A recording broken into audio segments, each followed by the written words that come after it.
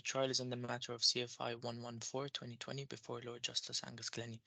The claimants represented by BSA Ahmed bin Hazim and Associates, LLP, and the lead counsel is Antonius Dimitropoulos. The defendants are not present. Thank you very much. Yes, Mr. Dracopoulos. How do you want to do this? I've read your skeleton argument, your outline opening, and the witness statement of Mr. Coutinho and the expert report of Dr. Hassan Arab. I think formally they should be called in evidence, even though there'll be no cross-examination.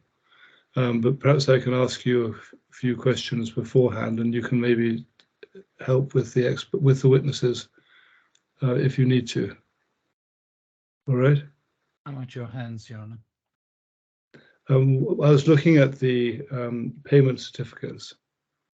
Can we turn one up? It's at G155. Sorry, give me a second.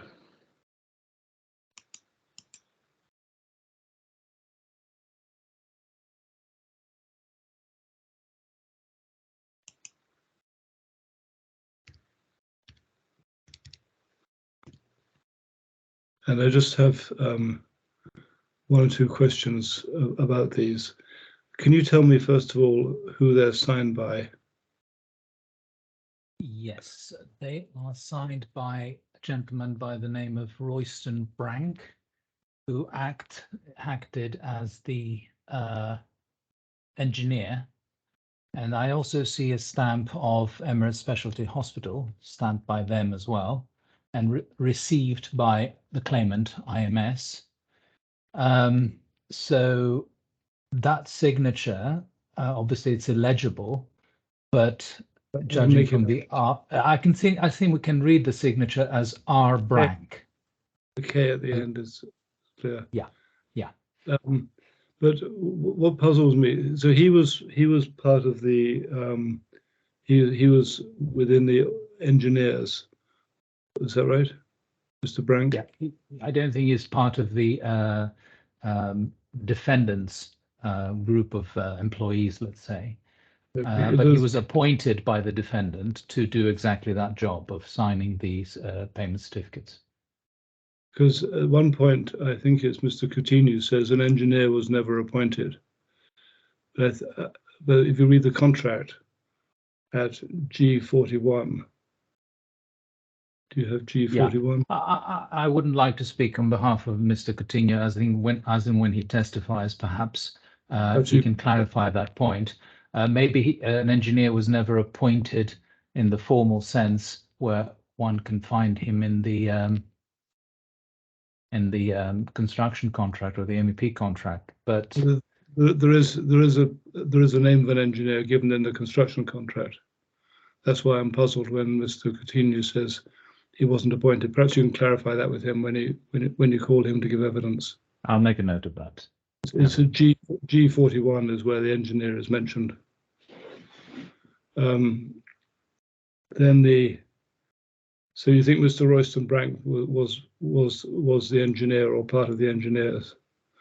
The other thing I wanted to know is this: in your outline opening, you paragraph 19, you recite all the 11 payment certificates.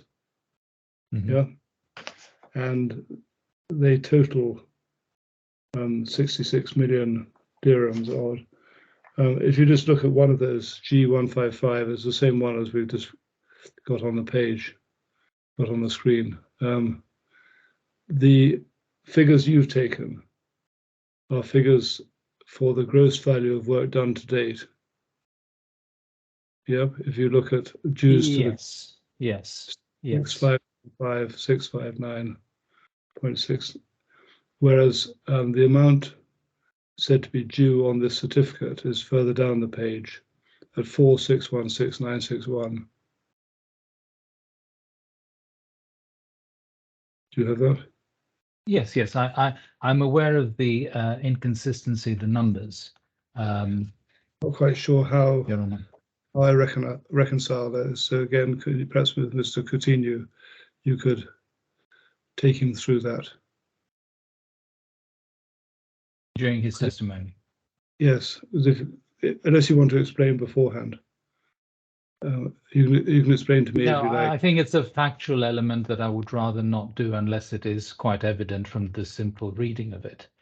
So all I can say at this stage is that the numbers in total were agreed by the parties. So irrespective of how they are transposed into the payment certificates, they have been reflected in the addendum of the, the appendix of the addendum, which has been signed by both parties. The only issue being, did Mr. Attari have the authority to do so or not? But I think in terms, yes. The question I would need to look at is, or might want to look at, is whether the addendum increased the figure due or simply reflected what was already in the certificates.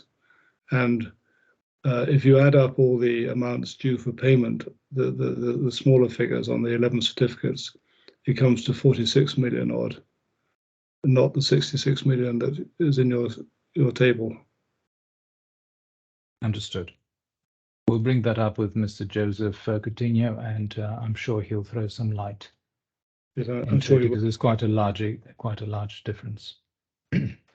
And the other thing I wanted to ask you, well, there's one or two points I can pick up with him when he gives us evidence.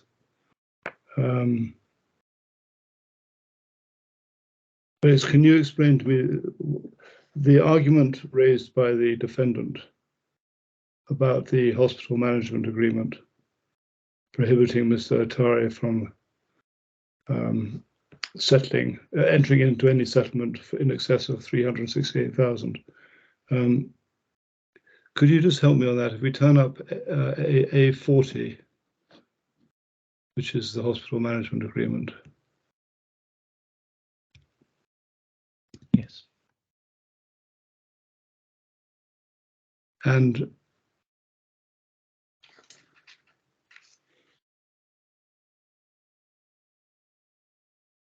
I was looking for the page where it's signed.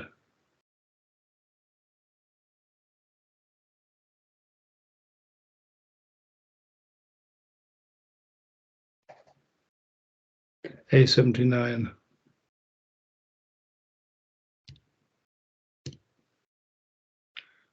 Yep. That is signed on behalf by Mr. Attari on behalf of Health First Management. Correct. HFM. And who is it who signs on behalf of Emirates Specialty Hospitals? Do you recognize their signature? No, I don't.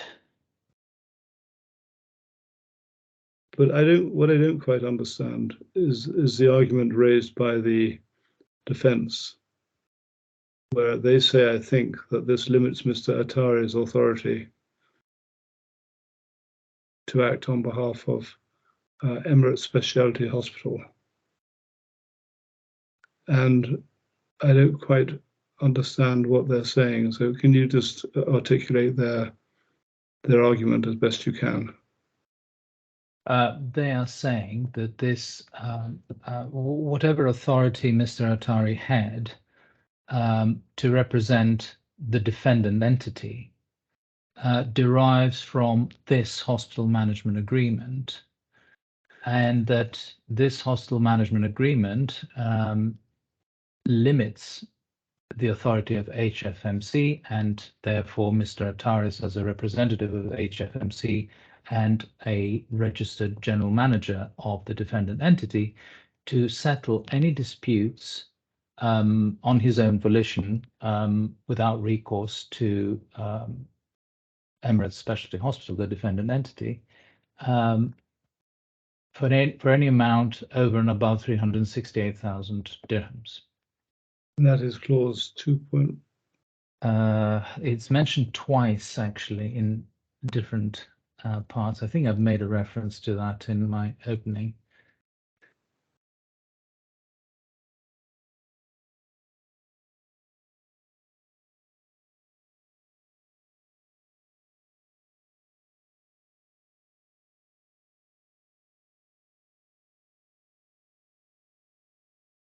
Are you able to find it for me? I can do, yes. You may well have, I'm sure you have. But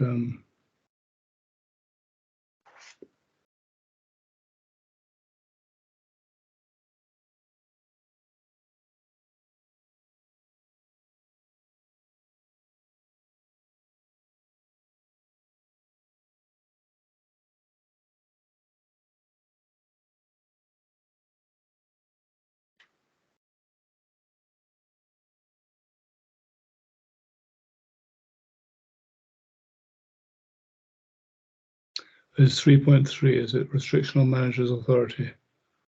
This is on page A56.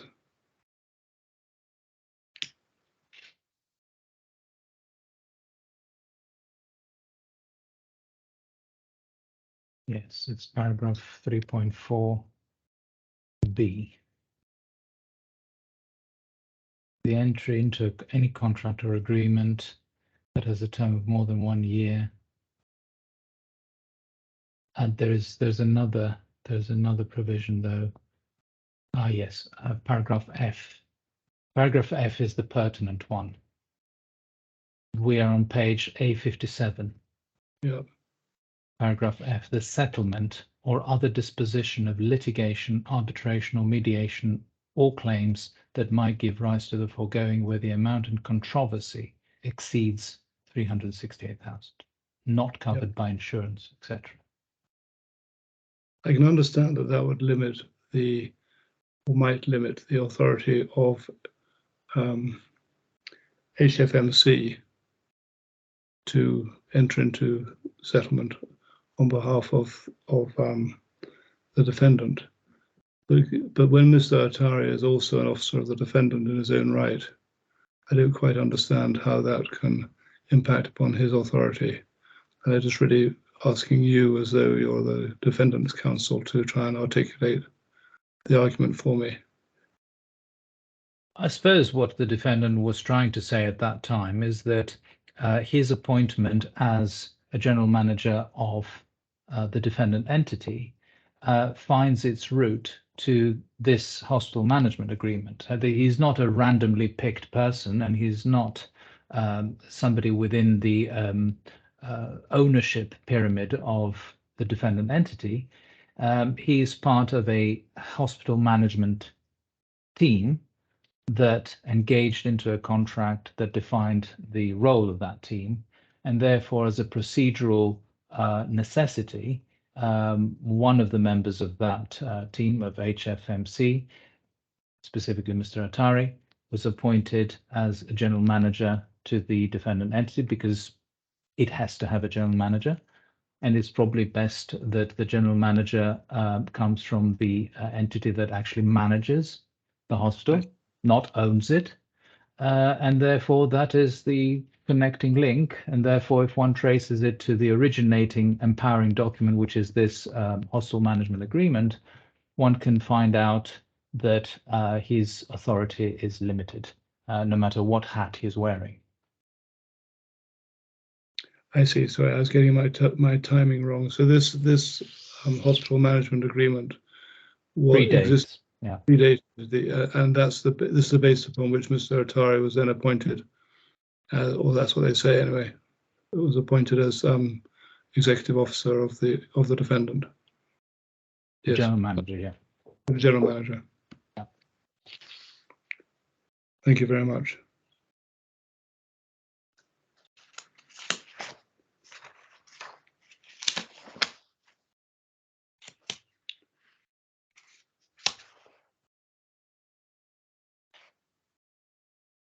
There's the only other one thing I wanted to ask you.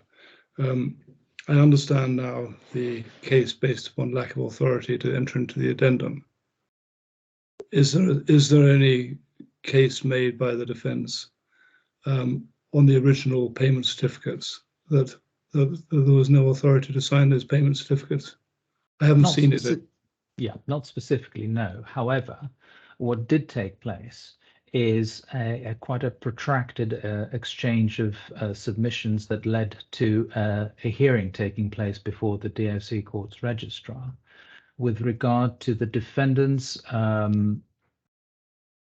request for specific production of documents that predate the payment certificates. So whilst the defendant never actually articulated a defense that amounted to a challenge to the figures set out in the payment certificates, it did say, well, we have lost all the documents that predated the payment certificates because the HFMC team has left and has taken with it all the documents that we could possibly inherit and find out and pick up from where they left off, basically. So could you, the claimant, provide us with this very extensive list of documents that predate the payment certificates, presumably so that the defendant can determine whether the payment certificates were correctly issued or not? Having said that, at the initial standard production of documents, the defendant had voluntarily produced at least 5 or 6 times as many documents as the claimant had produced.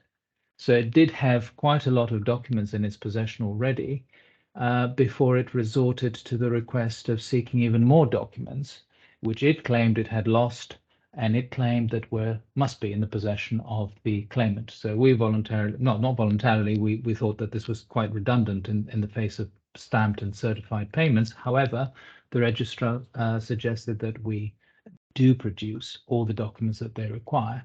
So we did so, quite substantial ones. So we produced all of the documents which primarily predate the payment certificates.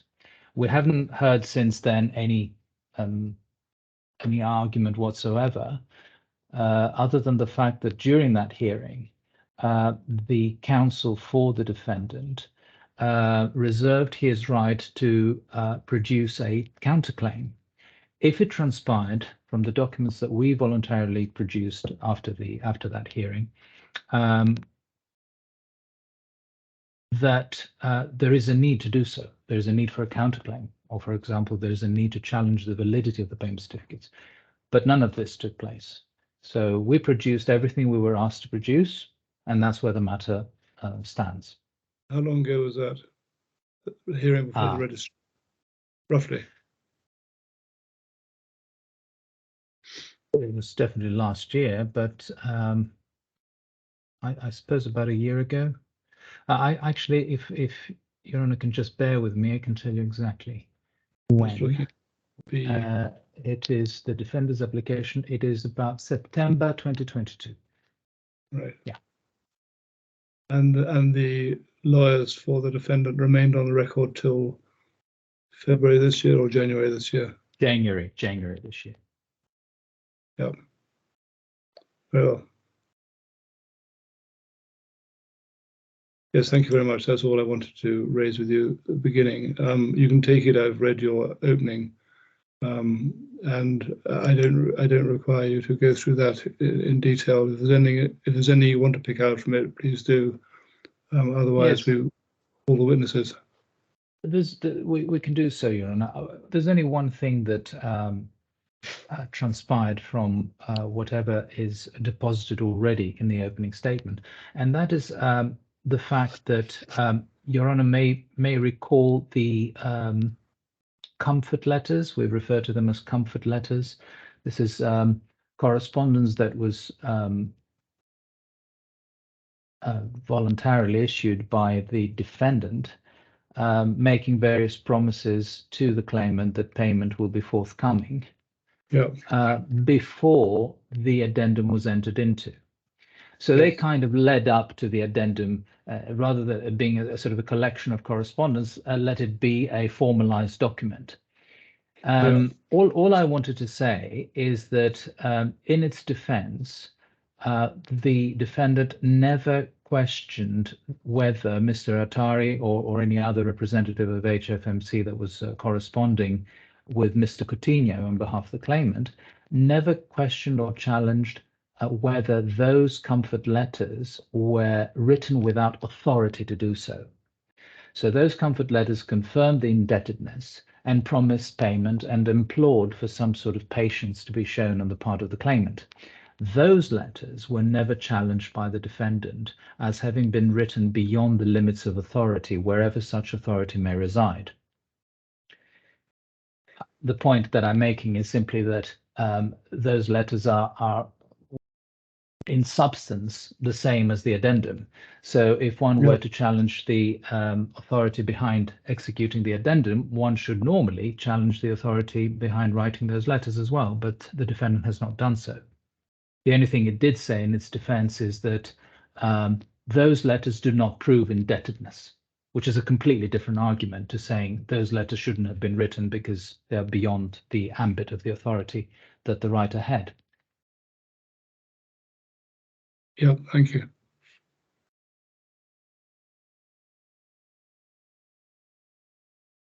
Yeah. I think that was the only thread I wanted to pull together in a sort of oral opening, if Your Honour wanted one. There's never been any challenge to these signature on the payment certificates, to the authority of the person to sign the payment certificates. No, none whatsoever. The payment certificates themselves, as documents, were never challenged. It's just that the accuracy of the figures was put to the strict proof of the claimant, the argument being that the payment certificates in and of themselves are not sufficient evidence of any indebtedness, which we dealt with by producing the UAE law expert report of Dr. Hassan Arab. Yeah. And we also volunteered the documents that predated the payment certificates to explain how those figures came about.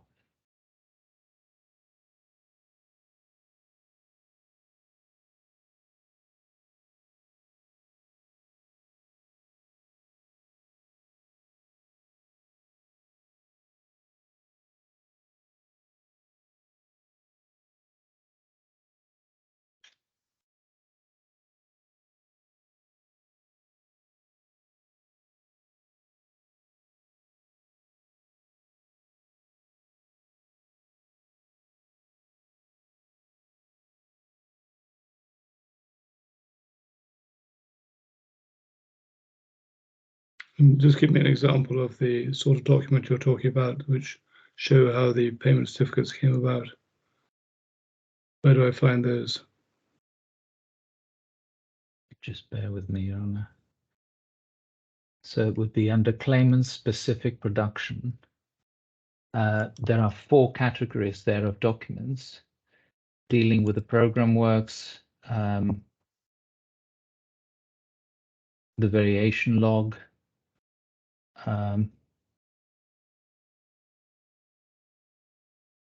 we only dealt with the specific categories as identified by the defendants. Yeah. We didn't produce documents with the aim of proving something specific, simply produce documents in response to the categorization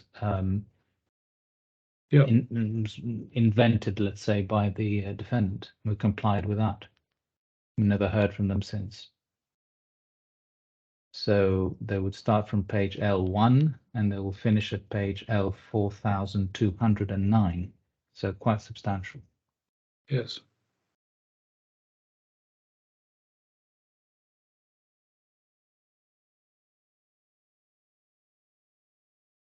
Yes, thank you.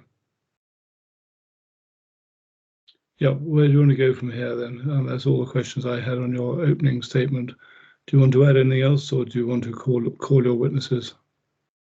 We can call the witnesses. However, this process brought us to this stage a little bit earlier than anticipated. So I can see that Mr. Coutinho is with us, muted. However, I can't see Dr. Hassan Arab because I intimated to him that he's unlikely to be needed before 2 p.m. Dubai time. That's half an hour, another half hour. There's another half an hour, yes, roughly. Well, should we call Mr. Coutinho and then see whether Mr. Hassan Arab, Dr. Hassan Arab has arrived? If not, we can adjourn for a quarter of an hour. Certainly. So I think Mr. Coutinho is with us. And I would like to introduce the claimant's only factual witness. Mr. Coutinho, could you unmute yourself and activate your camera, please?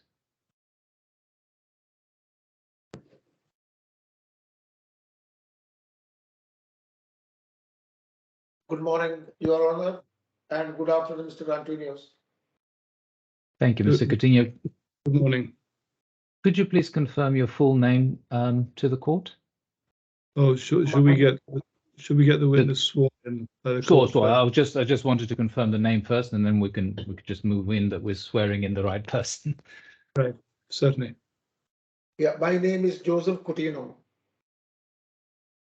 Right, so we could have Mr. Coutinho sworn in, please, Your Honor. Hamad, can you swear Mr. Coutinho in? Certainly, Your Honor. Mr. Coutinho, will you be swearing or affirming today? I wish to affirm today. To affirm. Okay. Please say after me.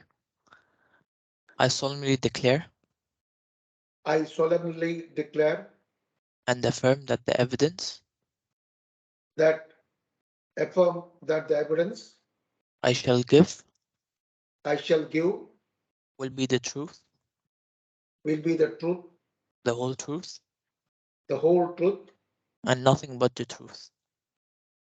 nothing but the truth. Thank you, Mr. Coutinho. Yes, Mr. Dimitrakopoulos. So I wonder if it'll be more convenient if the court representative can simply bring up on Mr. Coutinho's screen the pages that I indicate. Would that be acceptable, Your Honor? I don't know whether the court officer has the ability to do that. It's normally left to the parties to do that. But well, I've seen it. I've seen it both ways.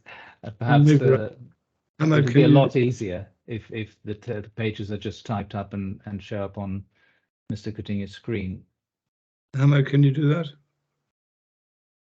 Checking with the IT team, Your Honor, but I'm not aware of I haven't done this before in a hearing.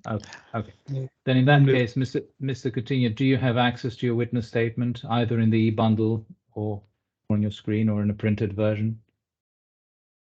I have my witness statement in printed version. Okay, right. Well, your witness statement is on page F83 of the e-bundle. That's right.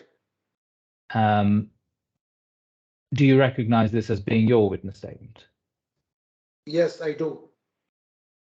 And can you reach page F102 of the e-bundle? Yes. And do you recognize the signature at the bottom as being your signature? Yes, I do. And Mr. Coutinho, can you then please go to the same section F of the e-bundle? This time it will be page F106. Just a little bit further down than your previous signature page. Yes. Do you recognize this as your supplementary witness statement? It's a very brief one. Yes, I do. And if you could turn the page to e-bundle F108. Yes. Do you see a signature there? Yes, I do. And do you recognize this as being your signature? Yes, I do. And now, Mr. Coutinho, can you please move to section G? That would be page G6 of the e-bundle. It's quite a substantial section. It goes all the way up to G277.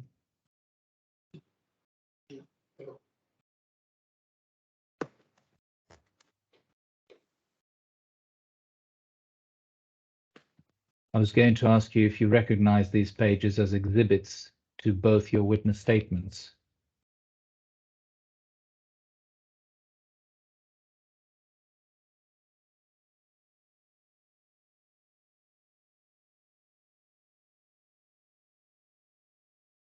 Yes, G6. I do. Yeah, you do.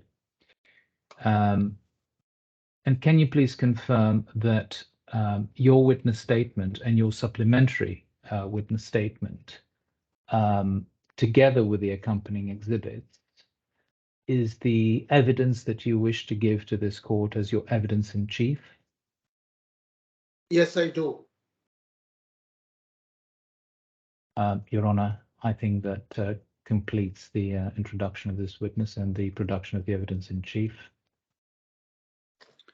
Mr. Coutinho, I'm just going to ask you one or two questions to clarify things which I need a bit of help on. All right?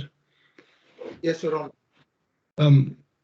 You say in your witness statement, I think, that no engineer was appointed to this contract as far as you know. But the contract itself says that Ian Banham and Associates are the engineer. Does that trigger some recollection on your part? Yes, Your Honor.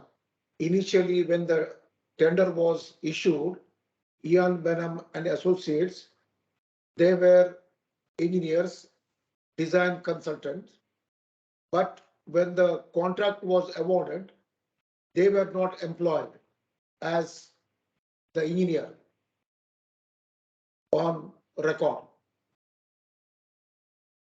Their name appears in the bundle at G41. Do you have access to the to page G41? G for golf, 41.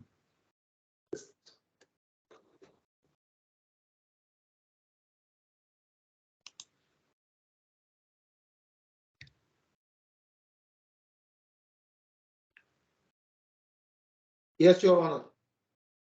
Do you see there in definitions? This is part of the contract, and definitions it says the engineer is Ian Banham and Associates. Yes, Your Honor. I again reiterate, this is the document which was used at the time of tender, but subsequently upon award of the contract, Ian Banham and Associates were not employed as engineer. Right. Do we have a document that says that, or is that just your recollection? There is no such document. It is my firm belief.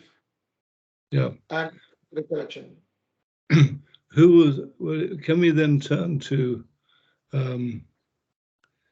G155? It's one of the payment certificates. G for golf 155.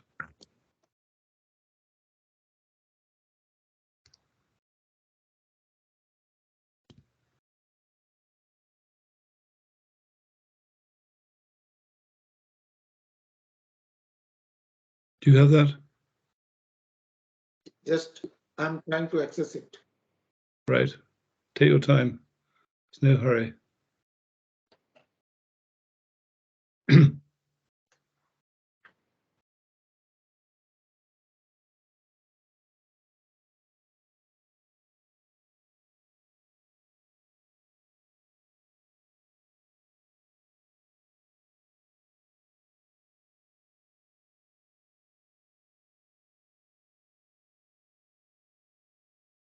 Yes, Your Honor. G155, right?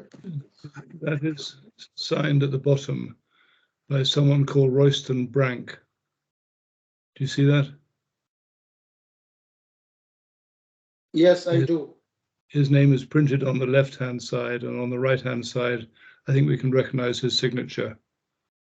Yes, I can see that. Who is he?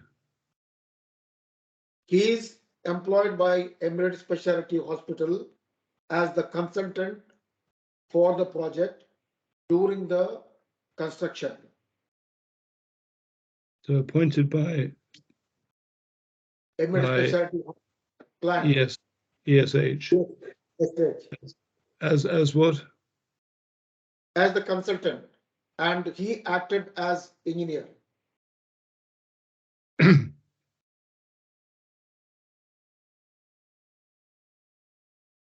Right, and what company did he belong to, or was he just an individual? He is an individual. He wasn't part of some consulting company or anything of that sort. He was part of a consultancy company earlier, but during this period of construction of the hospital, he was acting independently. Right, and do we and do we have any document showing his appointment as consultant? No, Your Honor. How did it come about that there was an engineer named in the contract and then that he dropped out and Mr. Royston Brank came in as consultant? How did that happen?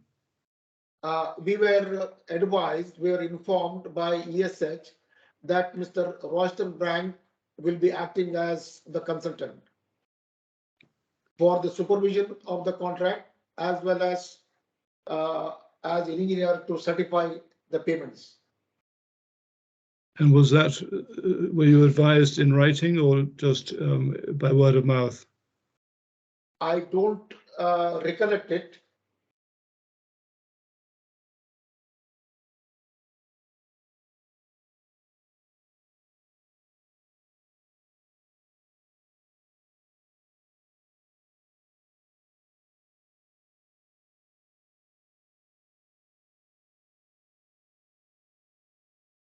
Thank you. Can I look at your contract, your statement, your first statement for a moment? And you set out in paragraph 38 on page F88.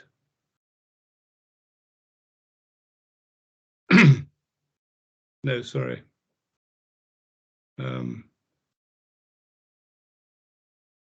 No, F90, paragraph 41.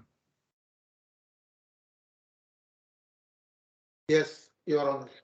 There's 11 payment certificates here referred to, and they Yes. can be found at G155 onwards. We looked at the first one just now. Yep. Yes.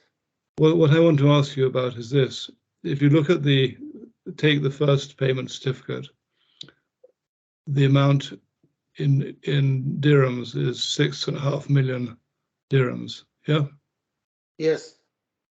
And all those 11 certificates add up to 66.9 million dirhams.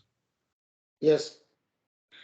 And that is the amount which, as I understand it, before the addendum was entered into, those certificates were relied upon by you to show that 66 million odd dirham was due from the defendant in terms of the certificates. That's right. So, now, if we look at the first one, just as an example, going back to G155, the page we had before with Mr. Royston Brank's signature, do you have that? G155. G15.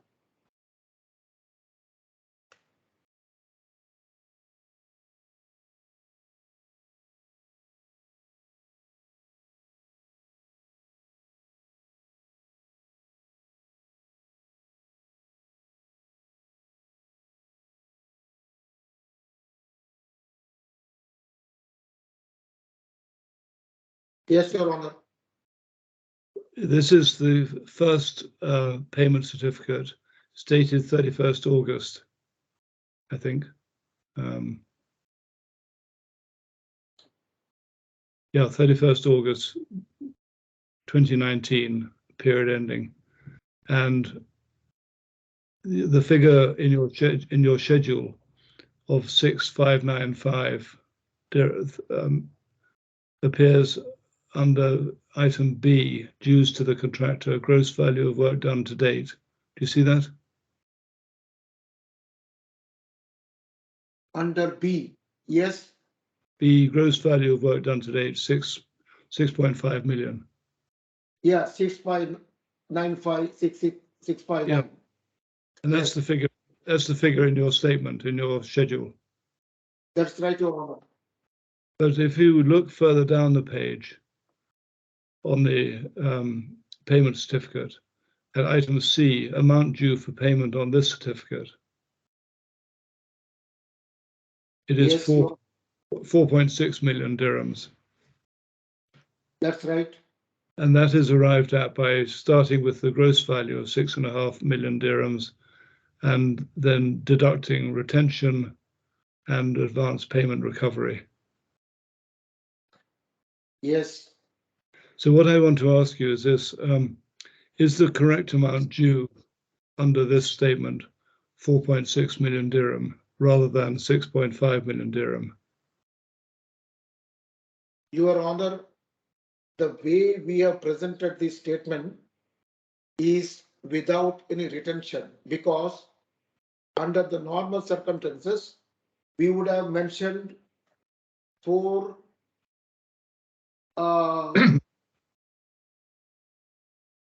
as you said, 4616 961.78.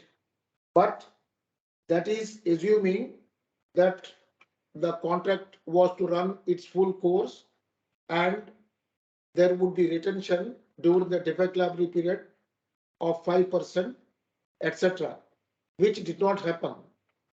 So we have started right from the beginning of the amount certified, which is 6595, and throughout, if you see all the payment certificate, we have mentioned that because there is no retention applicable now.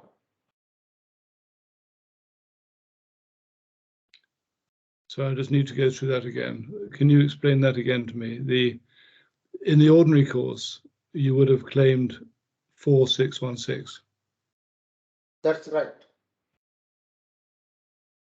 Because if the contract had gone the full distance, then the retention would have been paid off in that way.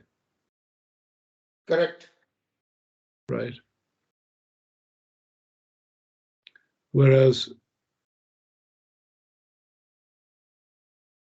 since you're not going to complete the process, then to recover the value of the work done, you need to claim the gross value of the work done, ignoring any retention. Is that right? That's right, Your Honor. Yes, I see. Yes, I follow, because if you add up all the all the certificates for under the amount due for payment on the certificate, in other words, the equivalent of 4616 throughout all 11 certificates, you only get to 46 million dirham, not the 66 set out in your schedule. That's right. Yeah. But the amount in your schedule is consistent with the amount later set out in the addendum. Is that right? Yes. Yeah. Okay, that clarifies that for me. Thank you. Can you just help me on one figure from the addendum?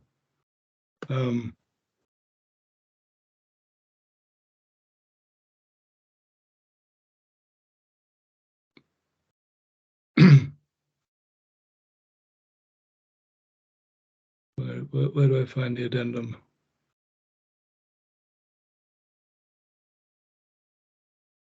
Mr. Dimitrakopoulos, can you help me find the addendum? Yes.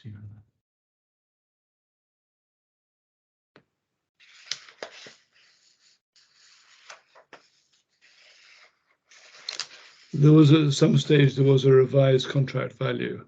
It changed the value by a few 100,000 dirhams, I think. Yes. Can you help me on that? The original contract value is 84.6 million. And then the revised contract value is 84.451 million. Yes, there was a provisional sum. Sorry? There was a provisional sum. Yeah. Provisional sum within the contract, which was omitted.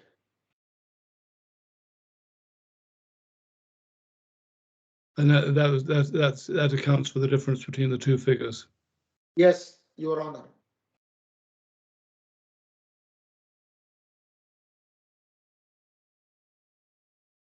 Yes, I see. Thank you very much.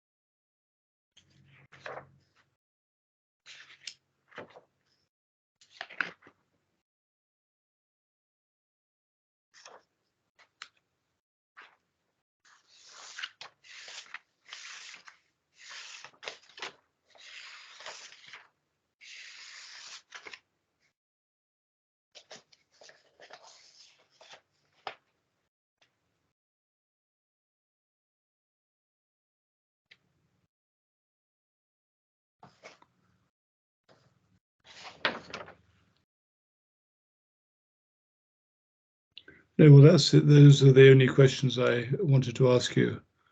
Thank you very much. Mr. Dimitrakopoulos, do you want to return to any points in re-examination? I don't think so, Your Honour. I mean, we've covered the numerical difference, which was, to my mind, probably the most significant point, because the numbers need to add up. The position with regard to Mr. Royston is what it is in terms of the evidence. You're unable to identify a document which mentions him as being appointed. Well, the only thing I would draw Your Honour's attention to is that he was present in all the negotiations that preceded the issuance of the addendum and led up to it. And right. So his name is mentioned there. But I suppose from Your Honour's line of questioning, I think what Your Honour seeks to locate is the document that appoints him formally. Yes, I don't think we've ever seen that. No. Or showing that, or even if it's not appointing him formally, showing that that was the role that he was playing for the, so far as the defendants were concerned. Well, so far as the defendants are concerned, the payment certificates bear the defendant's stamp. So yeah, presumably that is an acquiescing to the capacity that that gentleman had. Yes, of course. I was overlooking that, yes.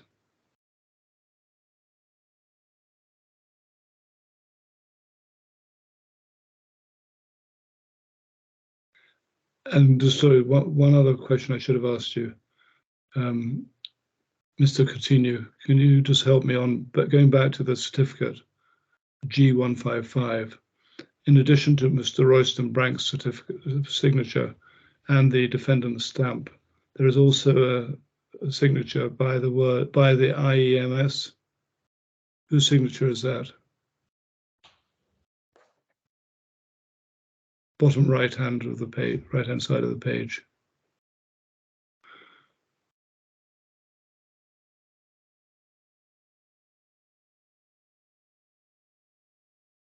It is the signature of the document controller, Your Honor.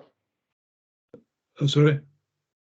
It is the signature of our document controller at the site. I see, I see. When he received this payment certificate.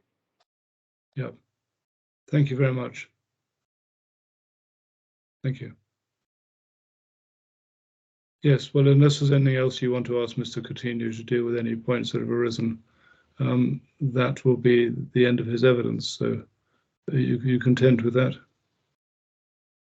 I am, Your Honour, yes. Well, thank you, Mr. Coutinho. We've read your statement, of course, and those were all the questions I had to ask you. So thank you very much. You're free to go now. Thank you, Your Honor. Thank you. Now, do you want a quick break, Mr. Dimitrakopoulos, or do you want to see whether your expert has arrived? I think, well, I can't see him, but what I suggest, Your Honor, if that is all right, to adjourn for just a few minutes so that I can email and call them, his team, so that they have the link. They can, I think, yeah, they have the link and they have access to the hearing. But I think their mind will be resting with the approximate time I gave them of 2 p.m. Even that wasn't definitive. So I can just give them a nudge and then we can reconnect in say 10 minutes. Yeah, we'll make it 2 o'clock your time. That's it. 8 minutes. Okay, that's fine. It just makes a round number. Certainly, I'll do my best. I think I can get hold of them. If it's not ready, we can then break for longer. But let's aim for 2 o'clock your time. I'll do that.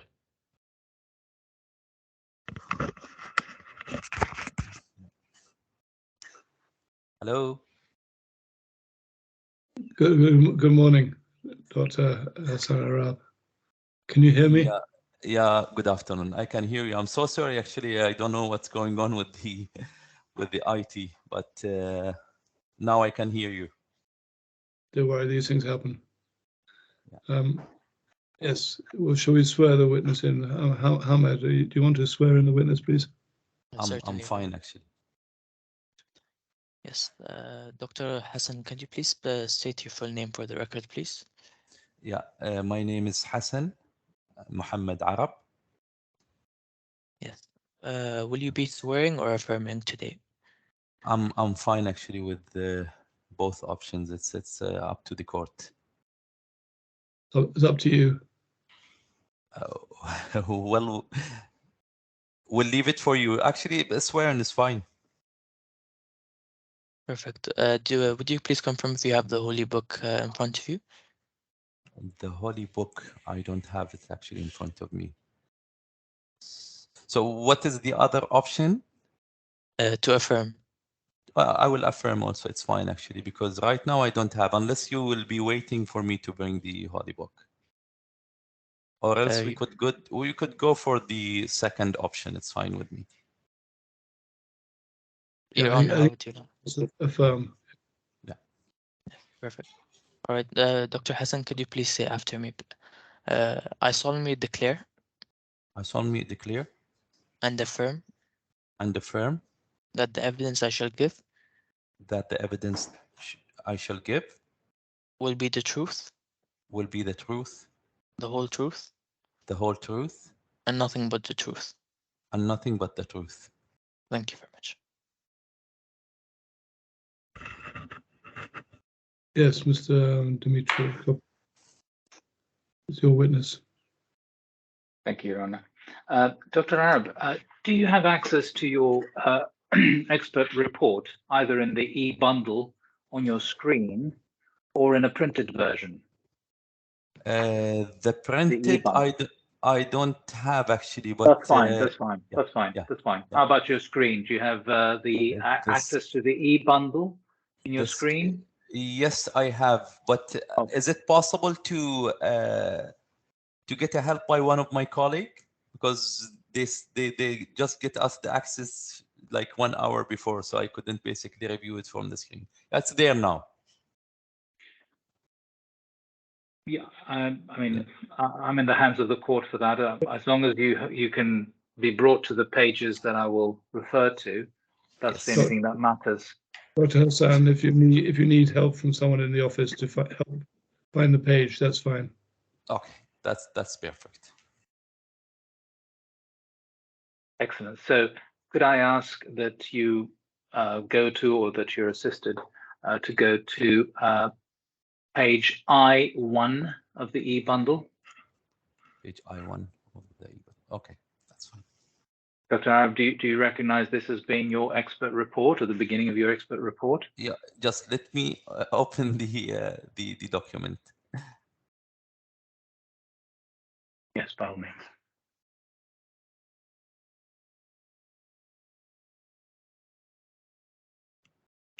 You have the note that I got here. You have not get the permission to view the documents. I'm trying to open it actually. In this case, please contact the IFC court. Can we allow access to the bundle for Dr. Arab? I think we have tried to many times from our end. Didn't seem to work. Ahmed, can you help on this? Yes, certainly. Let me just speak to IT team. I'll be back in a few minutes.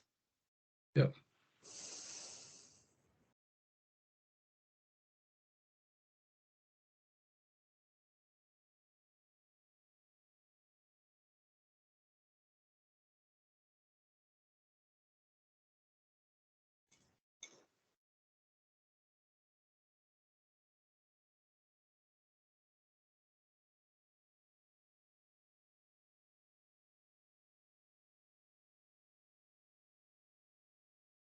Again, the same.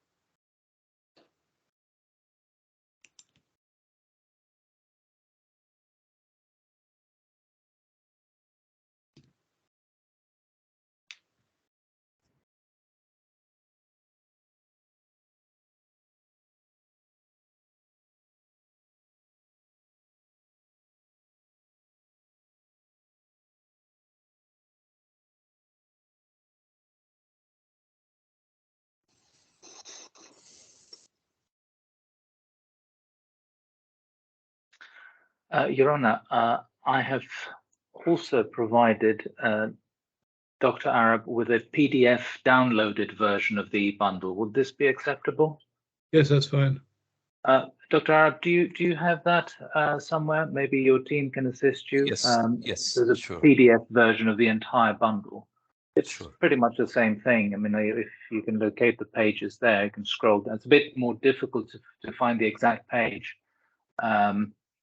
On a PDF version, it's a lot easier on the online hearing bundle version. But if you don't have access to that, PDF is just as fine.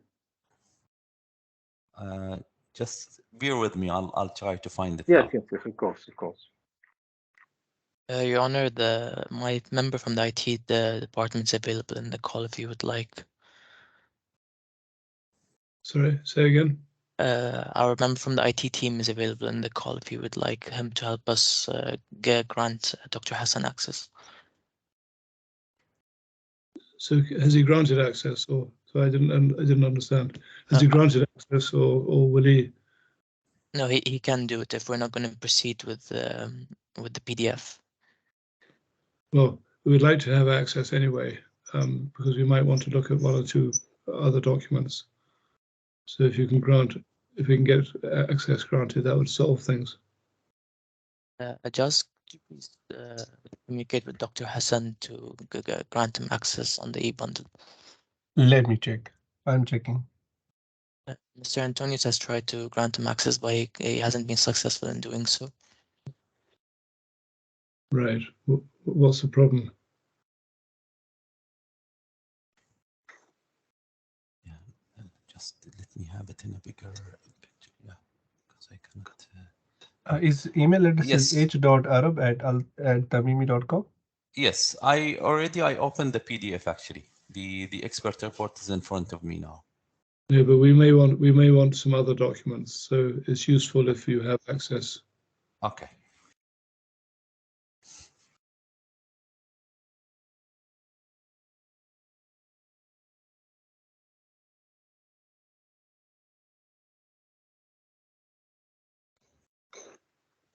Let's go to back to the email because they will send the link now, or they will share it here.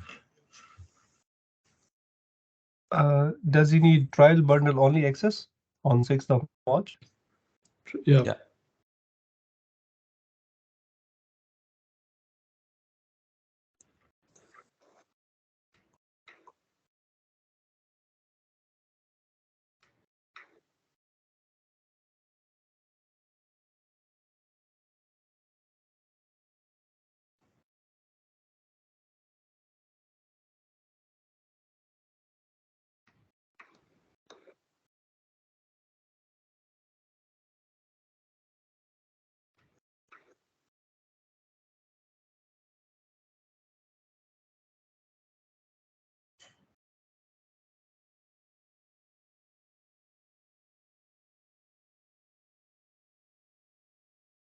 Mr. Hassan, can you try it again? I will now. I have given you update your access for trial Yes. bundle only. Yes. You can view now. It's I can see actually there is a document, but let me open it. Yeah, it's there. You can see it now. Thank you very much. Right, I think we can proceed now. So, Dr. Arab, I presume you now have access to the e-bundle. Yes. Not sure if you're familiar with how to navigate. There is a tab called Find at the very top. Find. Yes. Yes. And there is a sort of magnifying glass on the far right that says Search Case. Exactly. Yeah. And there's another one. There's another one that says Find Page. Okay. So not the one that says Search Case, but the one that says Find Page. Do you have that magnifying glass? Yes. Oh, that's amazing. Great. That's going to make life very easy. So could I ask you to just type into that field I1, and it should take you to where I would like to take you.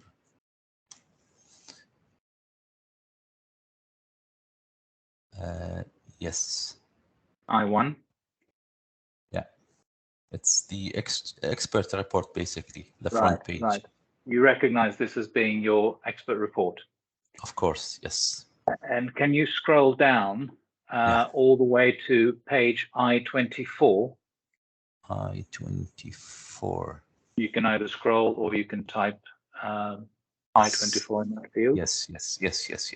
Dr. Arab, do you recognize the signature at the bottom of your signature? That's my signature, yes. And Dr. Arab, can you then please go to page I27? It's a little bit further down, I27. I27. Yes. Dr. Arab, do you recognize this as your signature on the covering page to the exhibit to your expert report? Yes. And if I could finally ask you to just scroll down to those pages, they go all the way down to page I267. It's quite a lot of pages. I2? Well, they start from I27, where your signature is to the covering page, and then you can go to I28, I29, I230. It's quite a lot of pages all the way up to I267. I was just going to ask you if you recognize these pages as exhibits to your expert report. Yes. Okay, thank you, Dr. Arab. And can you please confirm that your expert report, together with the accompanying exhibits, is the evidence you wish to give to the court as your evidence in chief? Yes, these are the evidence that I'm planning to provide the court. Thank you, Dr. Arab. Your Honor, I'm in your hands. Yes, very well. Dr. Arab, I have had the opportunity of reading your report before we met this morning, and I think I understand it is very clearly set out, but can I just go through one or 2 points to make sure I've got the gist of it? Sure. First of all, you refer to the payment certificates. Yes. Starting on top of page 6. Yes. Top of page I6. I6. Okay. Just see the heading payment certificate. Yes, I'll open it just to be with you. I6. Type that in and page. Yes. Paragraph 19 onwards of your report. Yes. I understand what you're saying, and you summarize really in paragraph 21. Yes. The payment certificate means that the works have been executed and contractors entitled to the value of the certified, and effectively that the employer or main contractor or engineer has verified the executed works in terms of quality, value, and quantity. Yes. Yep. Yes. Now, that accords with, as it were, common sense, regardless of any legal point. But I'm not sure whether you're saying there is a legal principle to that effect, or whether that is simply how the matter would be viewed as a matter of evidence, common sense in the courts of Dubai. Yeah, what I was trying to highlight is basically to evaluate the payment certificate, basically, and how the case law in Dubai will look at the payment certificate. And I mentioned actually a few decisions by the Dubai Court of Cassation, which has a weight. Yeah. Yeah, which has a weight, and it will be very well recognized by the trial courts. I mean, by the lower courts. So it has a strong weight of evidence, the certificate itself, and I also highlighted the exception when basically the party who signed the certificate, whether it is the engineer or the main contractor, if it is in relation with the subcontractors, when he can challenge that documents. There is a You can chat. You've frozen. Yeah, exactly. But to the large extent, the case, the courts in UAE will recognize the payment certificate. And I highlighted in one of the decisions issued by the Dubai Court of Cassation how the expert who have been nominated on that particular case relied on the payment certificate, and he said clearly that it's the custom when it comes to the construction disputes that the contractor will rely on the payment certificate certified by the engineer in relation to the payment it's due against the employer. Yes, and that is under reference to the judgment of the Dubai Court of Cassation, number 567 of 2018. Yes. Yeah, and we have that at I-67 of the bundle. Right. You've highlighted, helpfully highlighted the, and really the certificate is valid and binding unless the employer can prove fraud or something of that sort. True. Yeah. Okay, that's helpful. Thank you. And then you go on to deal with the federal law of number 35 of 2022. This is the evidence law, is that right? Yes. Does this add anything to what we've just been discussing? Well, I highlighted two articles, mainly Article 28 and 40 of that law about the forgery and who has the right to object, basically, about whether it is his signature, his handwriting, the stamp of the company, for example. And I mentioned also that Article 11 of the previous law, because the law being amended recently, it's equivalent to Article 28 of the new law. Yes, yeah. Okay, well, that's helpful, thank you. And I think in paragraph, your conclusion is really given in paragraphs 28 and 29.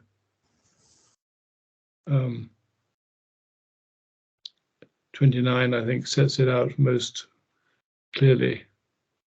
Subject to allegations of fraud or collusion. Right. The payment certificate constitutes robust and conclusive evidence of monies owed by an employer to a contractor. And that's your evidence. Right. You then go on to talk about Mr. Attari's authority. Yes. actual, implied, or ostensible to bind the defendant as a matter of law. And I think I understand the evidence you give about express authority, actual authority, Right. which is based upon his position within the company. Is that right? Right. Right. And I think you say that because the important thing is that he is named by the company. Exactly, at the trade license and the shareholder resolution as well.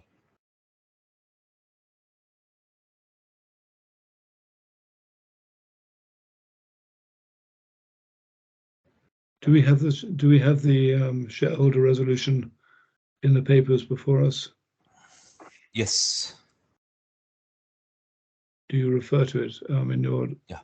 Yes. Can you remind me where you refer to it in your statement? I'll tell you now. Actually, the shareholder resolution. I highlighted the shareholder resolution, and I'll tell you now exactly.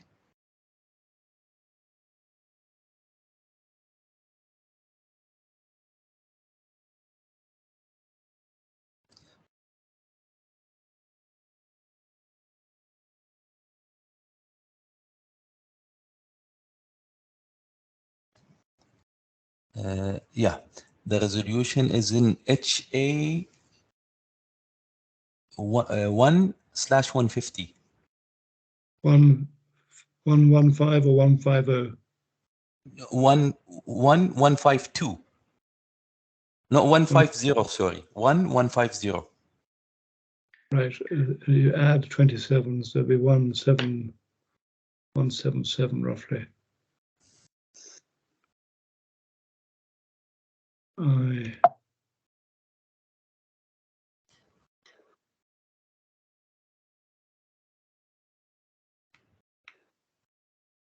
Shareholder resolution, yep. It said I-177 of the bundle.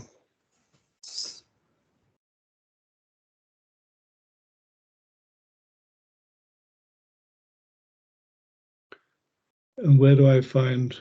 It's in paragraph 5. Yep. It's Yes, mentioned thank you. clearly, basically, about the powers he has, the full power. Yep. Yep. To represent and sign on behalf of the company. Yes, thank you. Yep. Thank you very much. I couldn't find that before. And the trade license we have. The trade license, of course. And also the communication between the defendant and the claimant, where basically the defendant was asking, or the claimant was asking about the proof of the authority of Mr. Atari, and they confirmed his position as a manager, and they provided the defendant with the trade license, and they mentioned also about the share, this resolution. Yes. So that is his express or actual authority. Yes. You then go on to implied authority. Yes. Now, I understand basically that the position is, and I think it's the same in common law as well, that if he acts in a way and the company goes along with it, then the company is saying, in effect, that he has that authority. You can imply from the conduct of the company that he has authority. True. Is that different in any way? What's the difference between that and apparent authority? It's with the parent's authority. Actually, let's go with the implied authority first. There are circumstances where it will prove that the principal provided the agent with certain authorities. So, for example, in this particular case, when the defendant and the claimant, they signed the main contract, main agreement, there wasn't any objection by the claimant about the authority of Mr. Atari and the work being executed without any objection. So those circumstances prove that there is an implied authority given to Mr. Atari. Although, as I mentioned in the expert report, in my view, it's an actual authority. But what I'm saying, in case if the court, they didn't see that it's an actual, with the evidence being submitted in the case, I believe they can apply the doctrine of the implied authority based on the circumstances. What's the difference between it and between the parent authority? It's very minor, actually, but I highlighted with the parent authority. With the parent authority, the company will try to deny that they provided the agency with such authority, or basically he signed without having the proof. And I highlighted also some decisions by the Dubai Court of Cassation, where they highlighted if the company's name written on the agreement at the beginning of the agreement without highlighting who's representing the company, and at the end of the contract there is a signature and the stamp of the company without highlighting who signed the contract, the company cannot come and deny or argue that the person who signed, he doesn't have the authority, unless they prove that the third party who've been into the agreement, he was aware about the limitation of authority of the person who signed the contract. So here, basically, the court will, they came with the idea of the doctrine of the parent authority.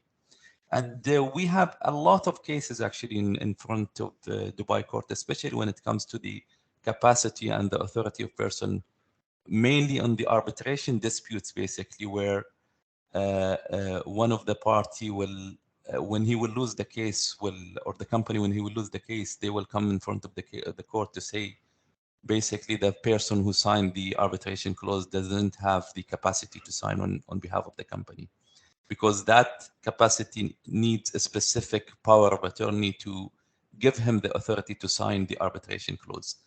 The court in many occasions refused this sort of argument. I hope that I cleared the difference between the implied and the parent authority. Yes, a parent authority really is the authority the person would normally have unless challenged. Is that right? Right. Yeah. And do you know the expression in common law, ostensible authority? It's the same as the parent, I believe. Yeah, that's what I think it's the same. I wanted to check. Exactly. Exactly, it's the same.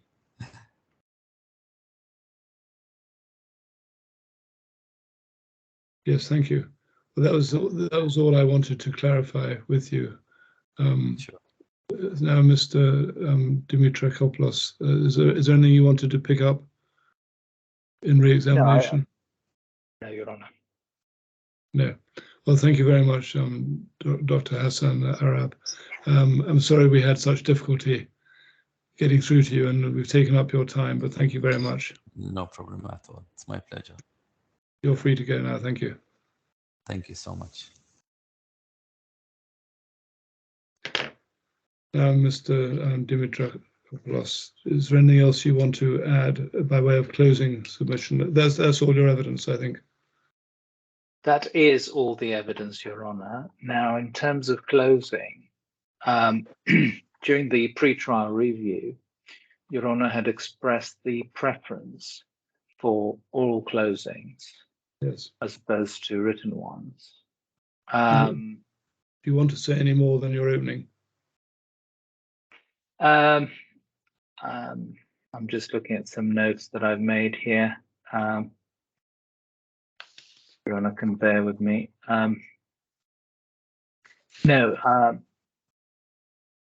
As I mentioned, well, the short answer is no, Your Honour. But as I did mention, it was just the additional pulling of the threads of the comfort letters that were never objected to as having been written without authority. That was the only thing that I don't think appeared in my opening, the written opening.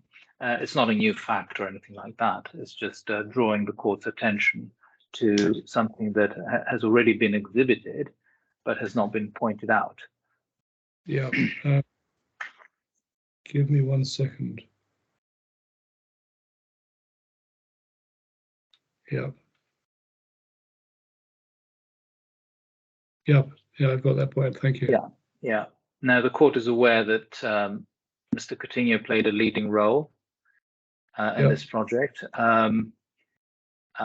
If Your Honour has read Mr. Coutinho's witness statement, he was the executive director at the time.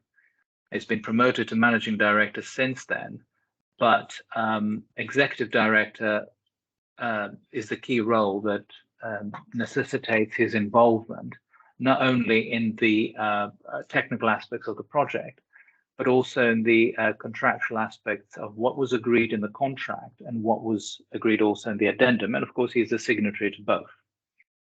Yeah. So all I wanted to point out, of course, is that Mr. Coutinho's evidence is unopposed. Yeah.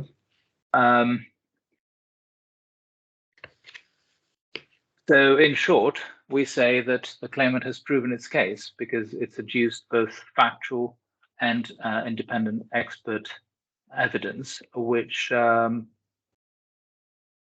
it is unopposed, and presuming it has survived the questions the court had to ask, we request that the claimant's claim be upheld and that an order is issued along the terms of what has already been set out in our opening in relation to the capital amount of 53,188,301 dirhams and 66 fils, together with post-judgment interest and costs.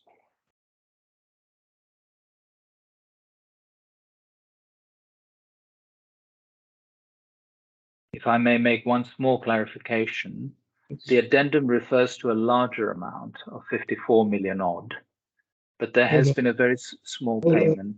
Hold on 1 second. Certainly.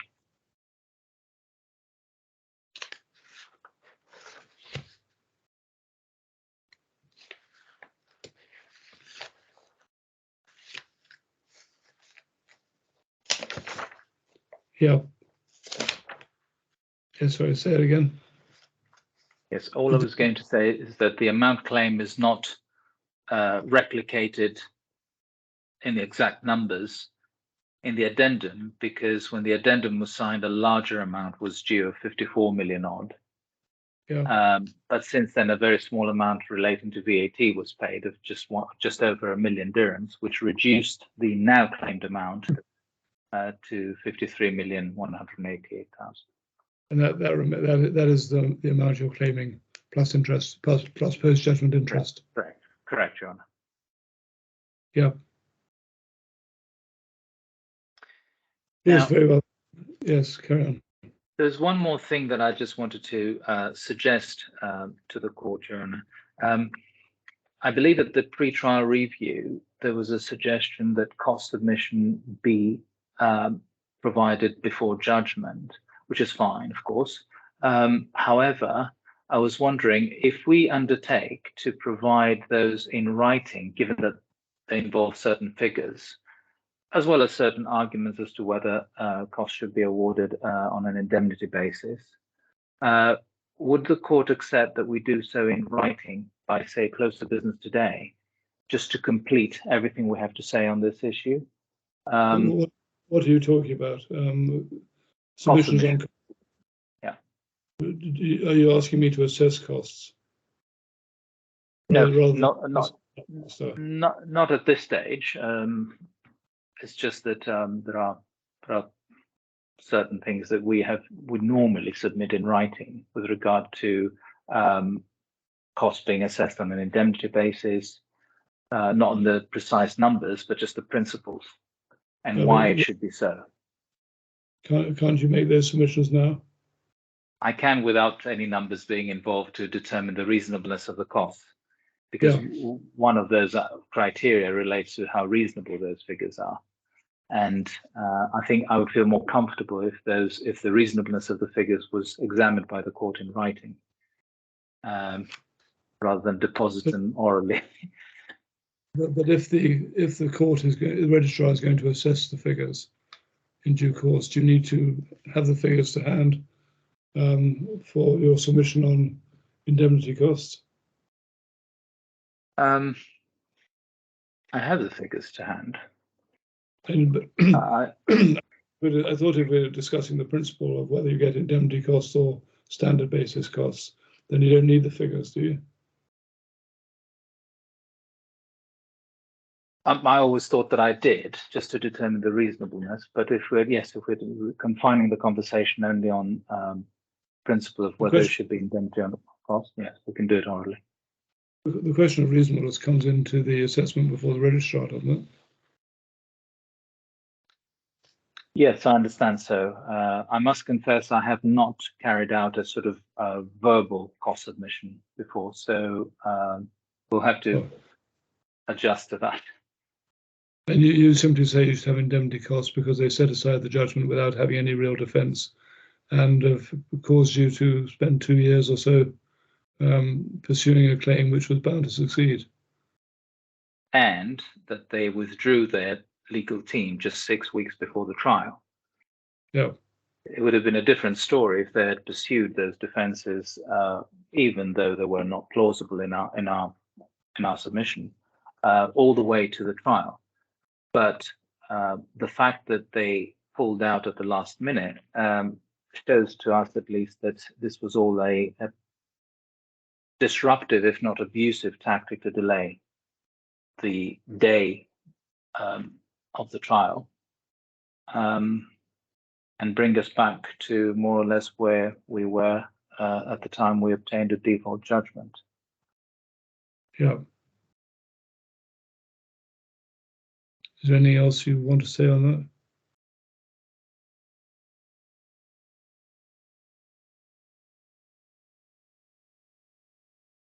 No, that is pretty much the summary of it.